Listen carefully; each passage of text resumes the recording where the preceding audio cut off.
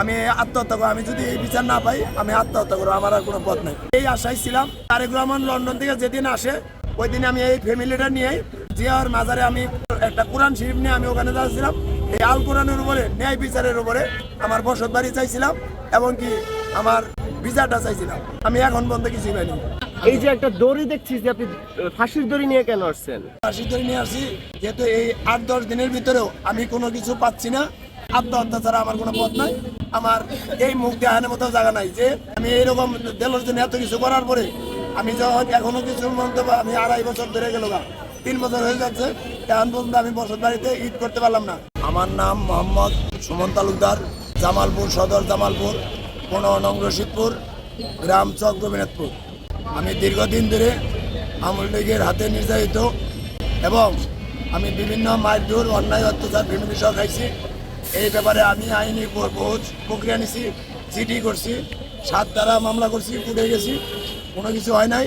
সকল মামলা থানায় গেলে পারে সকল মামলা খায়া বলা কাগজপাতি আর ওই অভিযোগগুলো আর কোনো জায়গায় পাই না। আমার এলাকায় শহীদ জিয়া চিঠি সংসদের সভাপতি ছিলাম। এখানে আমার ওয়াইফ আছে, আমার 2 মেয়ে আছে, আমার 1 ছেলে সন্তান। আমি 8-10 দিন ধরে আমি বাড়ি ছাড়া এখানে আসা বিভিন্ন জায়গা দৌড়াদৌড়ি করে পরে যখন কোথায় না পাইছি সবাই আমাকে এখানে পাঠাইছে। আমি এখানে যে পড়ছি আর তো বাড়ি যাইনি। এদের উপরে হামলা মামলা হয়েছে। এরা দীর্ঘদিন হাসপাতালে ছিল, আমার সন্তান, মা, বউ, বাচ্চা সবাই। এই যে একটা দড়ি দেখছি যে আপনি ফাঁসির দড়ি নিয়ে কেন আসছেন? এখানে বাসি ধরে নিয়ে আসছি যেহেতু এই 8-10 দিনের ভিতরেও আমি কোনো কিছু পাচ্ছি না এবং কি পরবর্তীতে আমি যখন পুলিশ হেডকোয়ার্টারে যাই, আমার যে স্বরাষ্ট্র মন্ত্রণালয় থেকে যে এটা দিছিল, যখন তারা মনে হয় ওটাও না পাত্তা করছে, তারা বললো যে সচিবালয়ে গেছি, সচিবালয়ে বলতেছে আমাদের কাছে কোনো কাগজ নাই। তখন কোনো উপায় না পাইয়া আমি দড়ি কিনতে গেছি, 100 টাকা দাম চাইছে, পরে আমি 80 টাকা দিয়ে দড়ি কিনা আমি আত্মহত্যা ছাড়া আমার কোনো পথ নাই।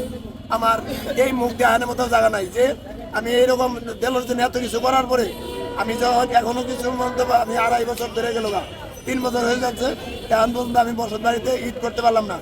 এই জন্য আবার রাস্তার মধ্যে বইরে রয়েছি।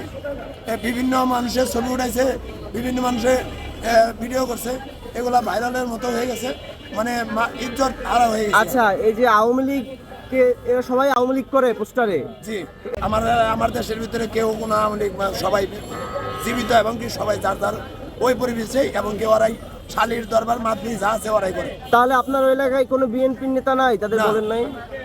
না, আমার ওই ইয়ের ভিতরে এলাকার নাম বলেন। এলাকার নাম বাড়িপাড়া, চকপাড়া, আমিরপুর, আড়াবাড়ি, বওলা উপজেলা। আমার বাড়ি ঘরে গোয়ালঘর, আমার থাকার ঘরে গোয়ালঘর বানাইছিল। আসবাবপত্র সব আলমারি, সুকেশ টুকেশ যা আছে সকল কিছু নিয়ে যায়। আমার 3টা বসত ঘর, ঘরের ভিতরে সব কিছু নিয়ে যায়, গরুর খামার করছিল। মানে এটা কারণ হচ্ছে আপনি বিএনপি করতেন তাই? হ্যাঁ, এটাই। আমি এখন এই আশায় ছিলাম।